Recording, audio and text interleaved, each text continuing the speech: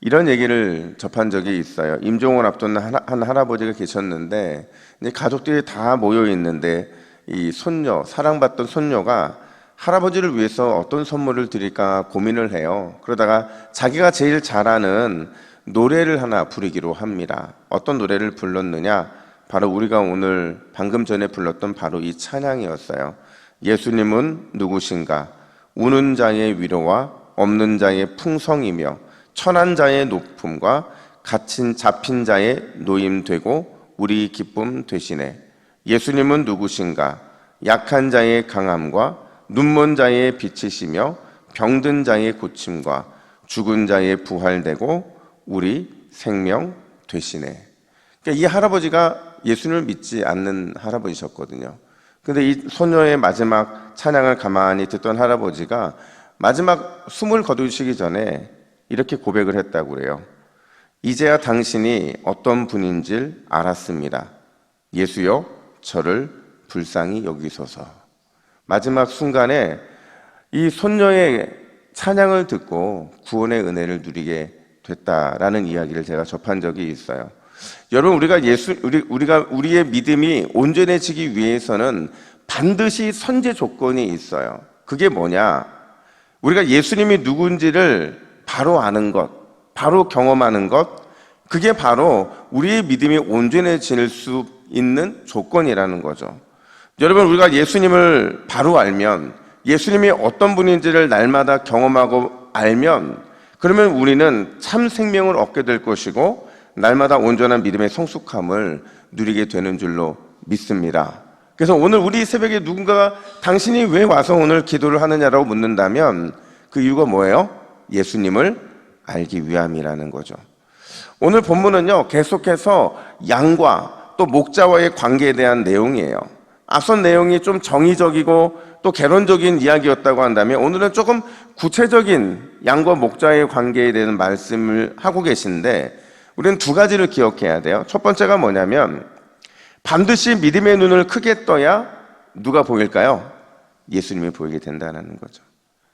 우리의 믿음의 눈을 크게 뜨지 않으면 그러면 예수님을 볼 수가 없다는 거예요. 오늘 본문에 보니까 수전전이라는 명절에 예수님께서 솔로몬 행각을 거니시게 돼요. 이때 유대인들이 예수님을 둘러싸고서는 뭐라고 예수님께 묻느냐? 24절 말씀을 보세요. 우리 같이 읽습니다. 시작. 당신이 언제까지나 우리의 마음을 의혹하게 하려 하시나이까? 그리스도이면 밝히 말씀하소서 하니. 제가 우리말 성경을 보니까요, 이 번역을 조금 더 자세하게 풀어줘요. 뭐라고 번역하냐면 당신은 언제까지 우리를 헷갈리게 할 작정이요, 당신이 그리스도라면 그렇다고 분명하게 말해보시오.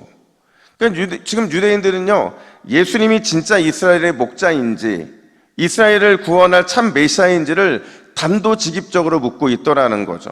근데 이 질문이요, 굉장히 어색합니다. 왜 어색하다고 말을 하냐면 요한복음에서는요, 예수님이 계속해서 자신이 이스라엘 참 목자이고 이스라엘을 구원할 진짜 메시아라는 사실을 계속 반복해서 말씀하고 계시거든요. 1장 14절을 대표적으로 이렇게 말합니다. 우리 함께 읽습니다. 시작. 말씀이 육신이 되어 우리 가운데 거하심에 우리가 그의 영광을 보니 아버지의 독생자의 영광이요 은혜와 진리가 충만하더라. 그러니까 예수님이 이 땅 가운데 스스로 성육신하여 오셨다는 사실을 오늘 본문은 보여주시면서 이 1장 14절에서 뭐를 말하냐면 우리가 그의 영광을 볼 때 아버지의 독생자의 영광과 은혜와 진리가 충만할 수밖에 없다.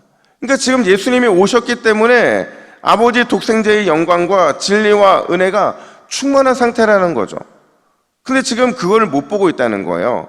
뿐만 아니라 2장의 가나 혼인잔치하고 성전 척결 사건, 3장의 니고데모의 대화, 4장의 사마리아 여인과 왕의 신하를 고친 사건, 5장의 38년 된 병자를 치료한 사건, 6장의 오병이어 바다 위를 걸은 사건, 8장의 음행 중에 잡혀온 여인에게 사죄 선포하시는 장면, 9장에 날 때부터 맹인된 사람을 고치는 이 모든 표적을 통해서 예수님이 뭘 드러내주는 거예요?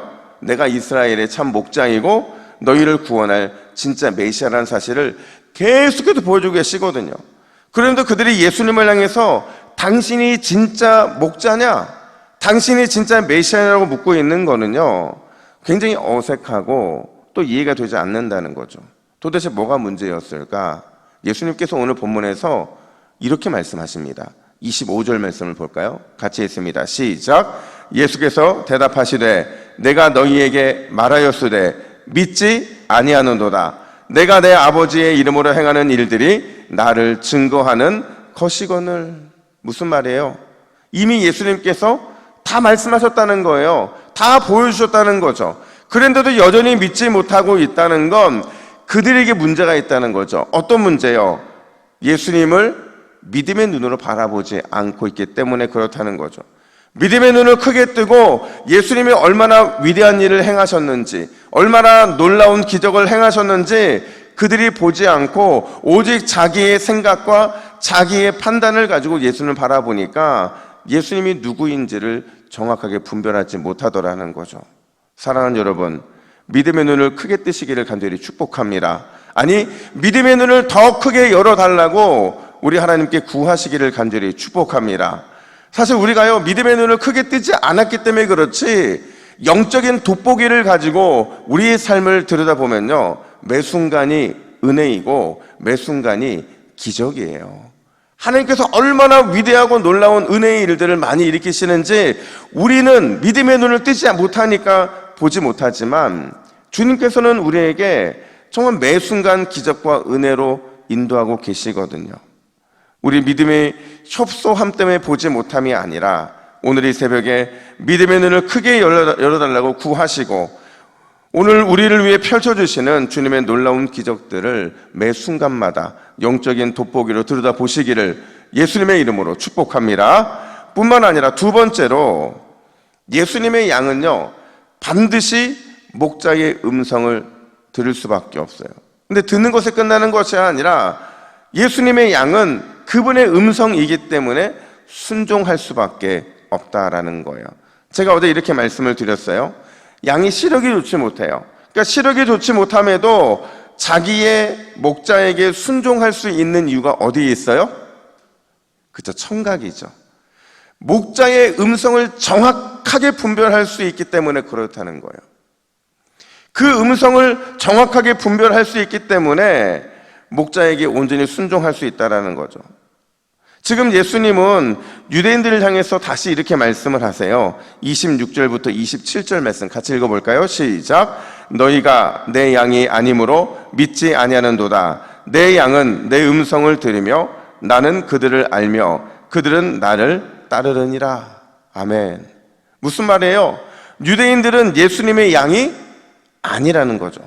참 목자이신 예수님의 음성을 듣지 못할 수밖에 없다는 걸 말씀하고 계시는 거예요. 그러면서 오늘 본문은 우리에게 동일한 질문을 하시는 거죠. 과연 당신은 예수님의 양인가? 양이 맞다면 주님의 음성을 잘 분별하고 잘 듣고 그 음성에 순종하고 있는가라는 것을 우리에게 질문하고 있더라는 거죠. 여러분들은 예수님의 양이 맞으십니까? 여러분들 그분의 음성에 순종하고 있습니까? 여러분, 사실 우리가 세상과 구별되는 기준이 있어요. 세상 사람들이 우리를 바라볼 때 믿는 자와 믿지 않는 자의 기준, 그 기준을 세상에서도 보고 있다는 거죠. 그게 뭐냐면 우리가 예수님의 말씀에 순종하는가 순종하지 않는가가 세상과 우리의 차이점이라는 거예요. 왜냐하면 세상은 세상의 소리에 순종하도록 말하지만 주님의 양인 우리는 항상 우리의 목자이신 예수님의 음성을 듣고 그 음성에 순종하는 것을 통해서 내가 그리스도인이라는 사실을 드러내기 때문에 그렇다는 거예요. 프랭크 바로흐라는 사람이 있어요. 이 사람이 본인 스스로에게 한번 물어본 거예요. 내가 그리스도인인데 내가 얼마나 하나님의 말씀에 순종하며 살고 있는지 한번 실험을 해봐야겠다. 그리고는 아침부터 저녁까지 말씀과 기도로 온종일을 살아갑니다. 그러면서 매 순간마다 하나님의 말씀을 주실 때 그 말씀을 적고 또 그 반응을 또 적어요. 그리고 그 결과까지 적습니다. 근데 하다 보니까 처음에 여러분, 하나님이 주신 마음과 하나님이 주신 이 말씀을 내가 캐치하는 게 어려울까요? 쉬울까요? 어려워요. 그러다 보니까 시행착오도 겪습니다. 근데 하다 보니까요, 자기가 너무 자기 생각과 하나님의 생각이 달라서 당황을 한 거예요. 그리고 조금 지나면서 의외로 자기가 하나님의 뜻을 알면서도 자기 입장에서 결정할 때가 많은 것에 또다시 놀라게 돼요. 그러면서 차츰차츰 순종하는 삶을 살게 되는데, 자기가 순종하는 삶을 살게 되면서 엄청난 변화를 겪었다고 말을 해요. 그래서 뭐라고 고백을 하느냐? 바로 이렇게 고백합니다. 내 작은 생각보다 훨씬 큰 계획이 있음을 깨닫게 되었습니다. 내 뜻대로 살 때는 작은 것만 구하며 살았는데 주의 음성에 순종하게 되면서 더 큰 것을 볼 수 있게 되었고, 하나님이 나와 함께 일하고 계신다는 걸 확실히 믿게 되었습니다. 여러분, 이런 차이가 어디서 났을까요? 하나님의 말씀에 순종하고 그분의 음성을 따라가는 삶을 살아갈 때 반드시 우리는 작은 것을 구하는 인생에서 큰 것을 구하게 되는 위대한 주님의 종으로 변화되게 될 줄로 믿습니다. 이게 순종하는 주의 양들이 누리게 되는 복이라는 거죠. 사랑하는 여러분, 양의 행복은요, 다른 데 있는 것이 아니에요. 목자의 음성을 들을 수 있는 것이 양의 행복이고, 그 말씀에 순종할 수 있는 특권을 얻는 것도 양의 행복이에요. 그러면서 우리의 삶에 엄청난 주님의 능력을 경험하는 것 역시도 양의 행복이라는 거죠. 오늘도 하나님이 우리와 함께 일하고 계심을 굳건하게 믿으시고 주의 음성을 듣고 순종하시기를 예수님의 이름으로 축복합니다. 우리 화면 보시고 같이 기도의 제목을 같이 읽습니다. 시작. 주여, 나의 믿음의 눈을 크게 뜨게 하옵소서. 주의 음성 듣고 순종함으로 가장 좋은 것으로 채워지는 역사를 경험하게 하옵소서. 아멘. 함께 기도하겠습니다. 하나님 아버지, 오늘 주의 음성 듣기 위해 모였습니다. 말씀하여 주시고 주의 음성이 떨어졌을 때 즉각적으로 순종하며 나아가는 주님의 양들이 되게 하여 주시옵소서. 믿음의 눈을 크게 뜨고 보기를 원합니다. 위대한 주님의 역사를 보게 하여 주시고 우리를 통해 이루시는 하나님의 놀라운 은혜가 날마다 우리의 삶 가운데 경험되어질 수 있도록 인도하여 주시옵소서. 감사드리며 예수님의 이름으로 기도하옵나이다. 아멘.